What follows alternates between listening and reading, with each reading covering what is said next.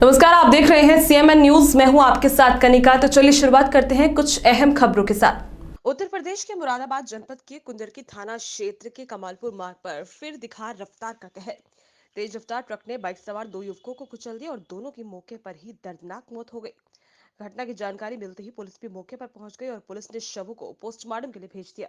बारे में मेंबर्स के बारे में हमारे एरिया में कई दिन आए लोग।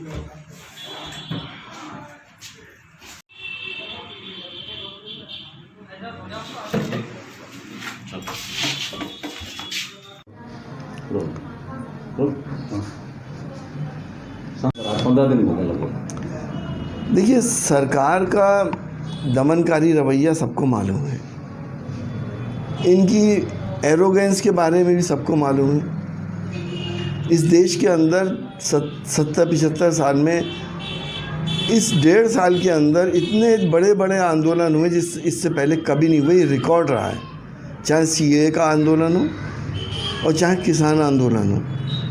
किसान देश का अन्नदाता है और किसान को जिस तरह से लूटने की साजिश हो रही है, और ये समझते हैं कि शायद किसान से बेवकूफ़ है, पढ़ा लिखा नहीं है। हम जैसा समझाएंगे और समझ लेंगे, जैसे कि ये भोली भाली जनता को बेवकूफ़ बना के वोट हासिल करते हैं, ये किसान को भी वैसे ही समझ रहे हैं। किसान इनकी बातों में आने वाला नहीं है। उसको अपना मुस्तकबिल, अपना फ्यूचर, अपना भविष्य का पूरा ख्याल है और वो अपनी मांगों पे अड़ा हुआ है और जायज़ मांगे हैं उसकी, जो वो मांग कर रहा है। हम लोगों ने, समाजवादी पार्टी ने, हमारे नेता अखिलेश यादव जी ने पार्लियामेंट के अंदर से लेके और सड़कों तक किसानों का साथ दिया और देते रहेंगे। बिल्डिंग का ओपनिंग चल रही है, शिलान्यास चल रहा है, आप खुद सांसद हैं, किस तरह से देखते हैं नई पार्टी के लिए? देखिए, इस वक्त कोरोना काल चल रहा है, सांसदों की निधियाँ भी रोक दी गई हैं और कोई भी फिजूल खर्ची इस वक्त नहीं की जा रही है।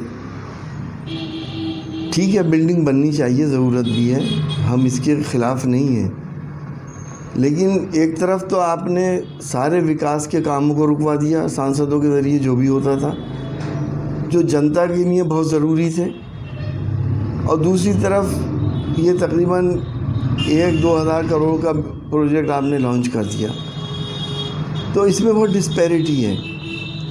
अगर सब हालात नॉर्मल हों, सांसदों को भी काम करने का मौका मिले, उनको अपनी जनता के लिए विकास कराने का मौका मिले, तो सांसद बनने में भी कोई हर्ज नहीं है। सांसद बननी चाहिए।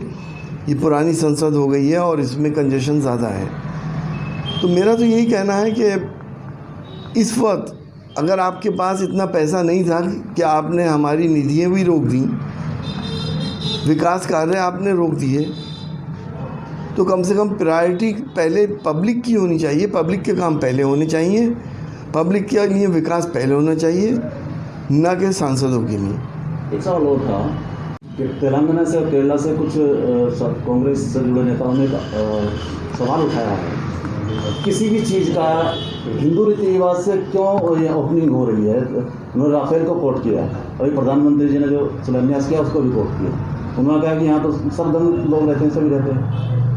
आप किस तरह देखते हैं, आप सांसद? देखिए, मैं तो इस तरह से देखता हूँ कि हमारा कानून जो धर्मनिरपेक्ष कानून है, और देश के अंदर हिंदू, मुस्लिम, सिख, ईसाई, बौद्ध, जैन सभी लोग रहा करते हैं। सबका इस देश पे बराबर का हक़ है। सब धर्म के मानने वालों का देश के ऊपर बराबर का हक़ है।